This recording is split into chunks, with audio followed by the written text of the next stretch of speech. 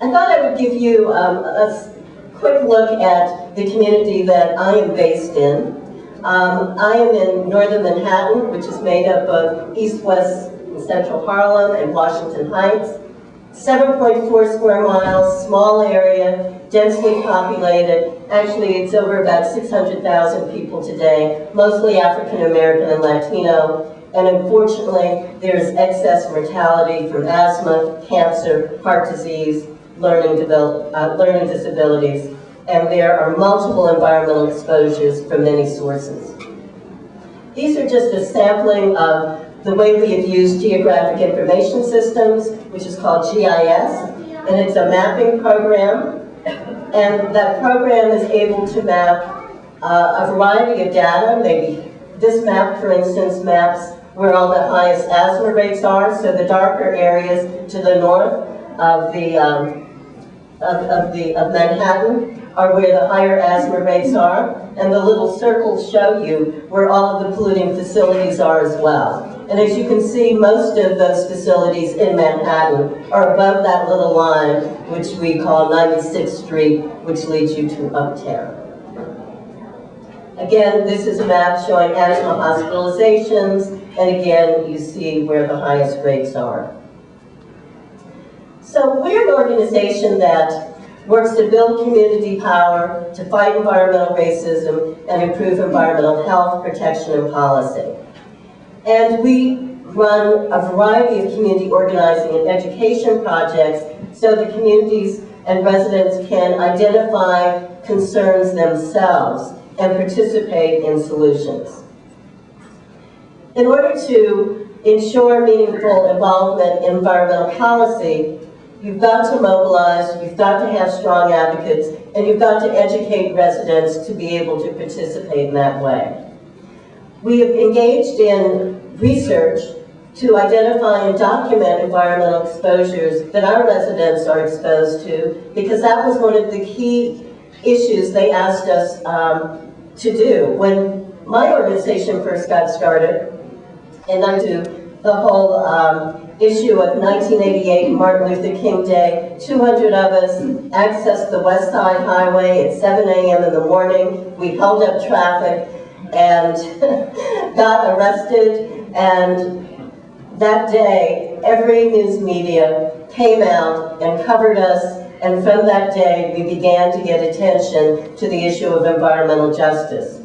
So again, being able to mobilize and educate residents as to why that's necessary, and to be a change agent is critical if we're going to create better policy change. This is the cover of Environmental Health Perspectives, which is a scientific journal published by the National Institute of Environmental Health Sciences. This shows you children playing in a small park in front of the North River Sewage Treatment Plant, and you see the stacks there. And it was that sewage treatment plant that we were protesting on Martin Luther King Day, because when that plant, the largest in New York City, was established across the street in the Hudson River along Riverside Drive. When it was established, it began spewing odors and emissions that made people sick. And we developed an 8-year organizing campaign to hold the city accountable. We were able to settle with the city for a $1.1 million Community Environmental Benefits Fund that has been used since 1992 to develop strong environmental programs in the northern Manhattan communities. This is an issue of Environmental Health Perspectives that I was the guest editor of, the first community non-PhD person who has guest edited a scientific publication, and it's called Community Research and Environmental Justice. And the concept was to bring together research studies that had advanced environmental justice around the country, and to encourage researchers to joint venture and partner with communities to begin to answer some key questions around health disparities and about environmental toxins. And over the years, there have been numbers of activities. I'll just mention a few. We currently have a citywide Healthy Homes campaign. It's called Our Housing is Our Health. And we are translating the research findings on indoor air and ambient air quality from the Columbia Children's Center into practice and policy change. This research study over the last 8 years we've been engaged in has involved over 720 mother and children pairs, mother and newborn pairs, and by taking dust samples in the apartment and by the pregnant woman wearing a backpack air monitor, we have been able to determine what the prenatal exposure was, and then we're able to determine what the exposure is when the child is in the apartment. And the results have been sobering, and they have all been is that polycyclic aromatic hydrocarbons, PAHs, that are present in diesel soot. Diesel soot is what you see coming out of the back of a bus or a truck. Those little particles cause cancer, according to the EPA. And they also are able, the very fine particles, are able to lodge in your lungs. They're very hard to expel. And so they exacerbate asthma attacks. And they're also thought to exacerbate heart disease and perhaps cause cancer as well. And so we're a community that houses over 1/3 of the largest diesel bus fleet in the country. We house over 1,500 buses in 6 depots above 96th Street. And for the last 18 years, we have had an MTA campaign, and we have been able to push the Metropolitan Transit Authority to invest in cleaner fuels. They now claim that they have the cleanest fleet in the country. This is one of our fact sheets, The Truth About Air Pollution. It's part of our Healthy Home, Healthy Child campaign with the Columbia School of Public Health. Again, lead poisoning. This was a brochure and a bus shelter advertisement for our diesel bus campaign.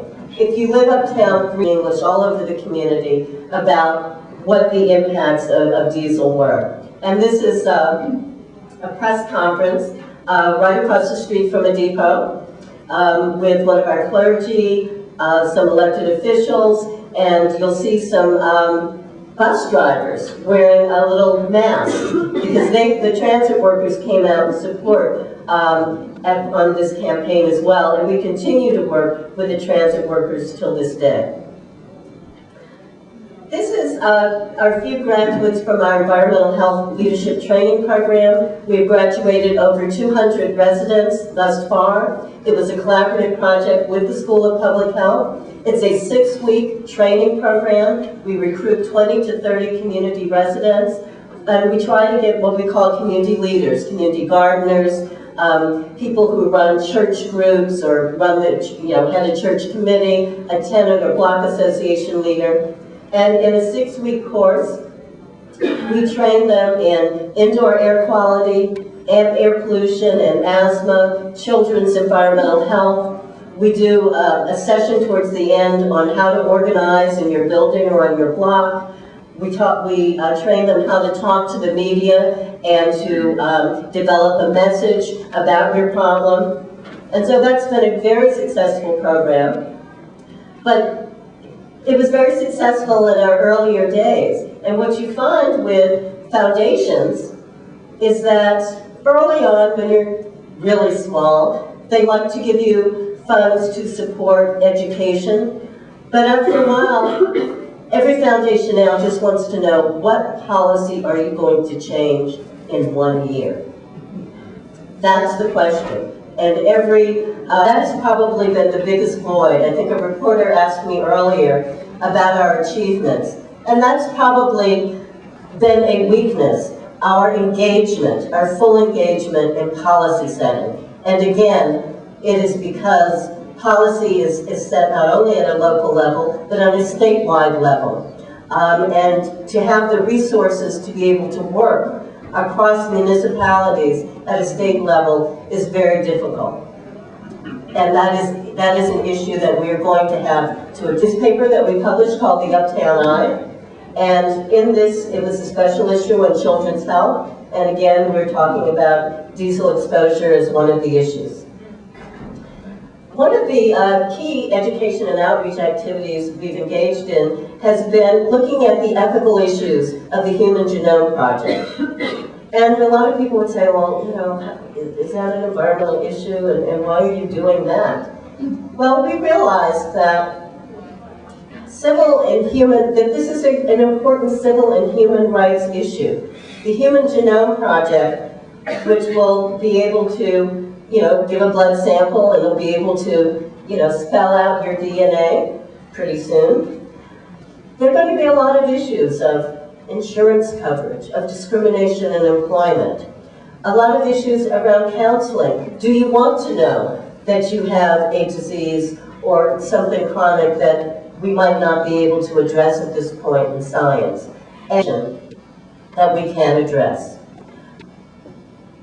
Since we know that there is no genetic basis for race, we now see pharmaceutical companies marketing particular pharmaceuticals to African Americans who have blood pressure, or eventually to other groups. And so what are the ethics around that? So we are beginning to explore those issues, and we started some years ago in a large national conference, and we continue to work on the issue. We're leading conversations in community libraries around these issues of genetics and genomics and what it will mean for our future. And this was a primer that we developed to give to all the participants. We paid to bring at least 50 of the 400 people who came, 50 community groups from around the country to this conference to educate them on this issue. To the left is Troy Dester, who's a sociologist who lectures and writes about race and genetics.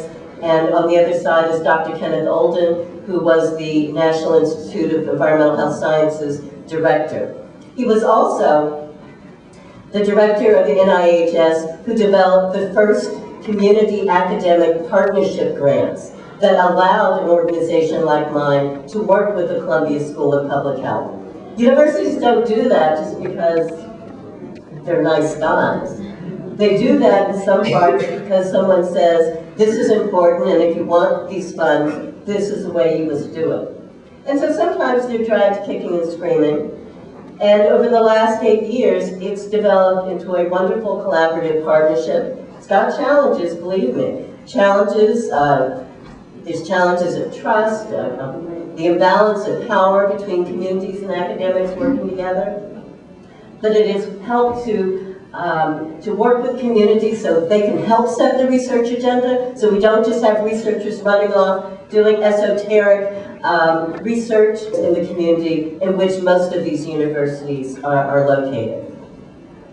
So community-based research has been important to us. We've been able to look at airborne concentrations of fine particulates in our community and see the impact on school children. And one study showed that 75% of the 7th graders that we studied had reduced lung function, even though they were not in a school on a heavily trafficked street.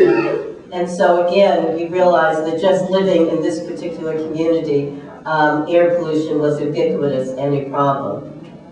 We were also able to encourage Region 2 EPA to come into our neighborhood and do the first community-based air monitoring that the Supreme Court and now researchers and scientists believe that that standard needs to be lowered to be more protective of health.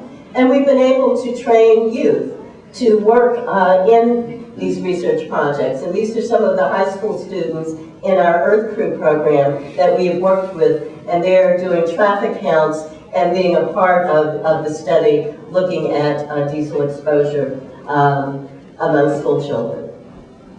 So certainly there are many benefits.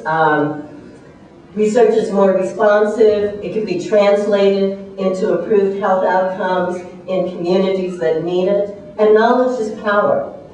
As Dr. King said, one of the first things you must do to develop a campaign is to develop a fact base. One of the new projects that we're now involved in is developing a new green building that's going to be in construction this spring. And why are we looking at green buildings? We are looking at green buildings as a key component of community sustainability. We're going to develop a townhouse in Harlem. We hope to have a LEEDs Gold rating. LEEDs is Leadership in Energy Efficiency and Design, and it's certified. You get a certification from the U.S. Green Building Council. We want to showcase in a small building, which is a residential size building, sustainable design techniques and products and materials that anyone can replicate. And we'll have space dedicated to our youth group and to strategic collaborations. The building that we're going to be renovating is in the middle of that block with the fire escape on the outside. I should also say that Harlem is being terribly gentrified, and that the buildings that you see alongside this one are now selling for over $1 million. And that this building, the city appraised it, and believe me, it's fallen down inside. They appraised it at $800,000 as is. So we have a job ahead of ourselves to revive this, and this is one of the schematics. We will have a light shaft in the middle that will be, and there will be plants. It will be an atrium type shaft, watered by rainwater. We will have a geothermal heating system